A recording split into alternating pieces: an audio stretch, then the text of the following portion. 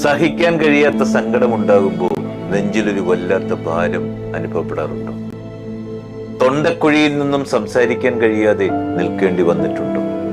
മരിച്ചു പോയെങ്കിലെന്ന് ആശിച്ചിട്ടുണ്ടോ? ബന്ധത്തിന്റെ തുടക്കത്തിൽ പെരും സ്നേഹത്താൽ പൊതിയുകയും പിന്നീട് കാരണമേതുമില്ലാതെ അകൽച്ച പാലിച്ചും ബഹുമാനക്കേട് കാണിച്ചും ചിന്താക്കുഴപ്പം ഉളവാക്കുകയും ചെയ്യുന്നവരെ പരിചയമുണ്ടോ? ആരുടെ മുമ്പിലും നമ്മുടെ സന്തോഷങ്ങളെ പണയം വെക്കാതിരിക്കുക. പറയാതെ പറഞ്ഞൊഴിവാക്കാനും പുതിയ സാഹചര്യങ്ങൾ വരുമ്പോൾ മാറി ചിന്തിക്കാനും മനസ്സുള്ള മനുഷ്യരുടെ കാലമാണിത്. നമുക്ക് നമ്മളെ ഉള്ളൂ എന്ന ചിന്ത കരുതി വെക്കുക. യാചിച്ചു കിട്ടുന്ന സ്നേഹത്തിനും ബന്ധത്തിനും മുതിരാതിരിക്കുക.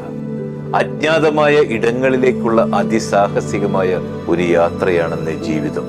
വഴി തെളിക്കുന്നവരെക്കാൾ വഴി മുടക്കുന്നവരാകും ജീവിതത്തിൽ കണ്ടുമുട്ടുന്നതിൽ ഏറെ.